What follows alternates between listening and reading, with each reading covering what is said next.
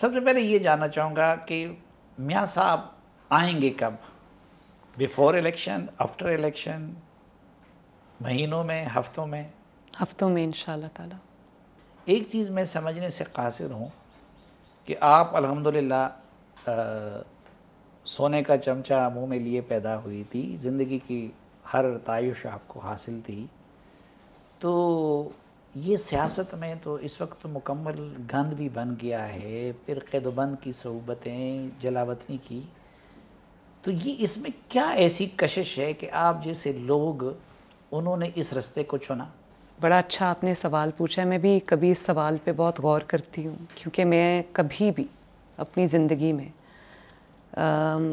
میں نے اس کو اپنا راستہ نہیں سمجھا تھا، اور اس کے لیے میں آج جہاں کھڑی ہوں اور جو میری ٹرو کالنگ اب بن گئی ہے، اس کے لیے مجھے اللہ تعالیٰ کے بعد سب سے زیادہ شکریہ اپنے مخالفین کا ادا کرنا ہے کہ انہوں نے مجھے اس قسم کے امتحانات میں ڈالا جس کی وجہ سے آج میں جو سیکھ رہی ہوں، جو میرا لرننگ کرو ہے، جو جس قسم کے آگ کے سمندر سے میں گزر کے آئی ہوں، اس میں جو میری اپنی ڈسکوری ہوئی ہے، جو اپنی انر اسٹرینتھس مجھے پتہ چلی ہیں، اس کے لیے میں ان کی بہت شکر گزار ہوں۔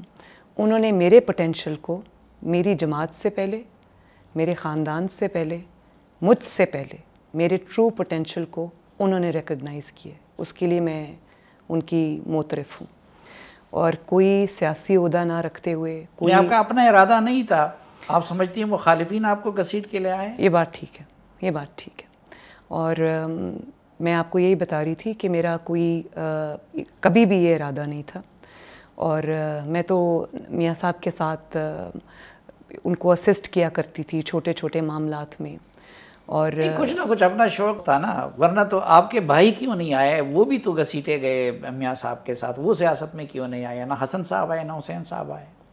دیکھیں، اس میں آنا سیاست کے اندر for the sake of it نہیں ہے، زبردستی کسی کو لانا نہیں ہوتا سیاست میں، زبردستی اپنے کسی وارث کو لانا نہیں ہوتا سیاست میں۔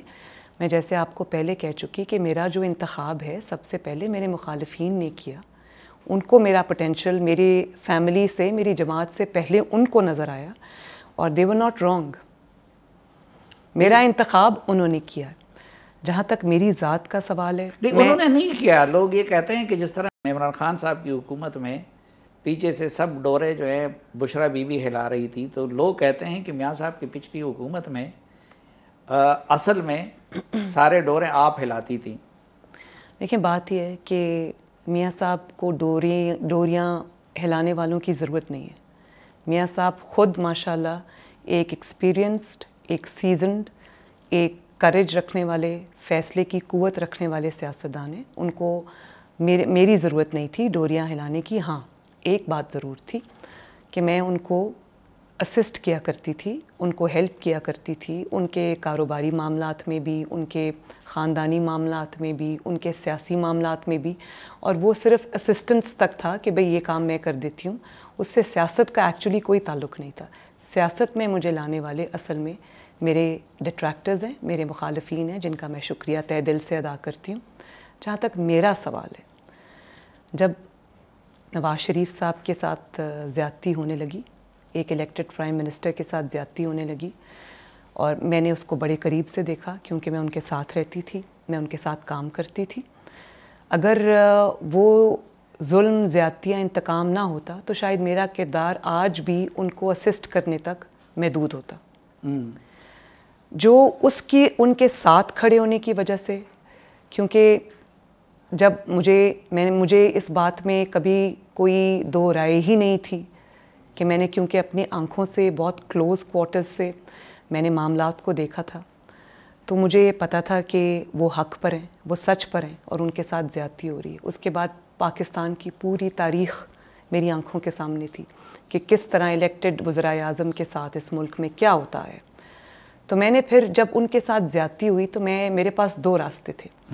ایک راستہ میرے پاس یہ تھا کہ میں اپنے گھر کے اپنے کمفرٹ زون میں واپس چلی جاؤں، کیونکہ دوسرا راستہ تو خاردار راستہ تھا، اس میں مشکلات ہی مشکلات تھیں، اور دوسرا راستہ یہ تھا کہ میں اپنے گھر کے کنفائنز میں واپس چلی جاتی، ڈر جاتی، دبک کے بیٹھ جاتی. لیکن جب میں نے یہ دیکھا کہ میاں صاحب کے ساتھ زیادتی ہو رہی ہے، ان کے ساتھ ظلم ہو رہا ہے، اور ان کی جو ان کو اس وقت اپنوں کی ضرورت ہے، جماعت کی ضرورت ہے، اب ان کی آواز بننے کی ضرورت ہے، تو میں ان کے ساتھ کھڑی ہو گئی.